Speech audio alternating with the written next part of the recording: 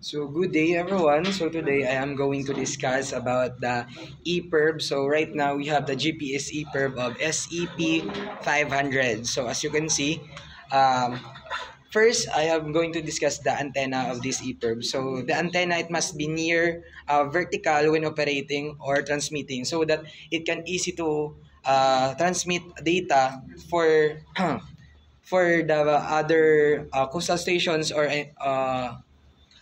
internationally, so that the responder can easily access your location. So next is the C switch.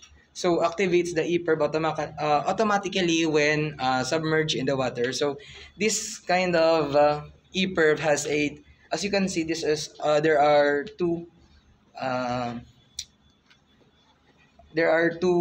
magnets here, the positive and negative ions. Once submerged in the water, through by the help of the salt or seawater, it will automatically activated. So, for the test button here, there is a test button, a color yellow. So enables the user to run test sequences to verify the readiness of our EPIRB. So, this also has a lanyard here. So this lanyard or the cord is used to attach our EPIRB to the life raft.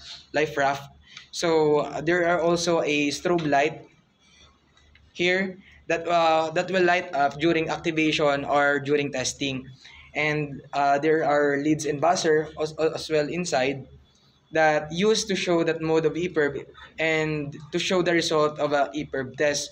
So this EPIRB is a secondary means of distress before the SART. So primary is the SART and the secondary will be our EPIRB.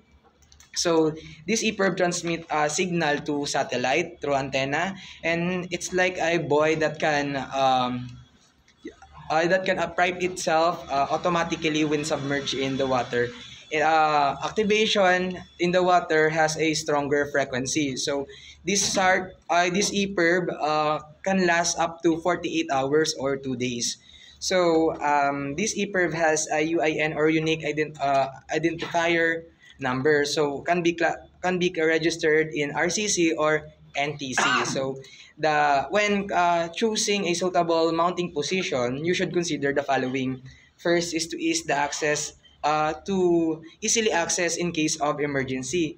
So followed by you should mount at least 1 meter from the compass equipment and at least 2 meters away from radar antenna, and avoid direct impact to waves. And lastly, avoid position with insufficient space and for lead injection for maintenance. So for the activation of our EPIRB, we have a automatically and manually. So for automatically, just like I've mentioned earlier, there are two metals attached here, which is considered as a positive and negative ions, and will activate when submerged in the salt water or seawater.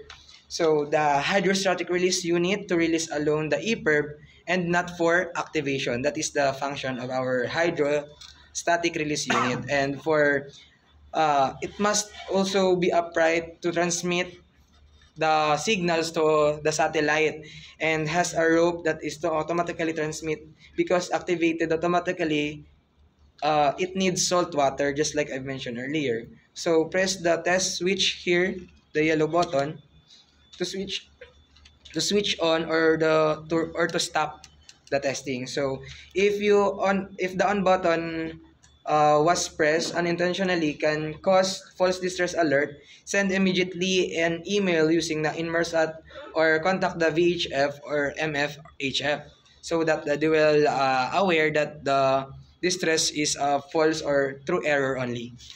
Next, we have for the maintenance of our EPIRB. So in maintenance, make sure that the HRM will work properly according to its purpose. So we have also a manufacturer's manual, so wherein we can see there how to maintain our EPIRB. So check the expiration date of the battery, and only authorized personnel are allowed to change the battery or ensure maintenance, normally 2 to 5 years. So only authorized personnel as allowed to change our battery.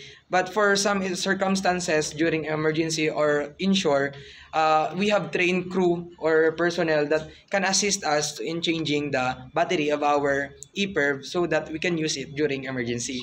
So make sure to keep dry all the time, and if not use, so that we can prevent it from any damage.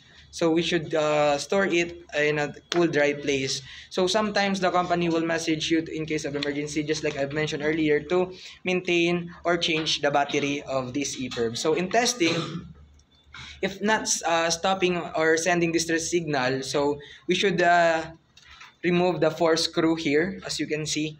Then before removing the screw, make sure that the RCC acknowledge first that we have a false alarm before removing the screw, so that they will know that the signal that already sent to them are false distress only.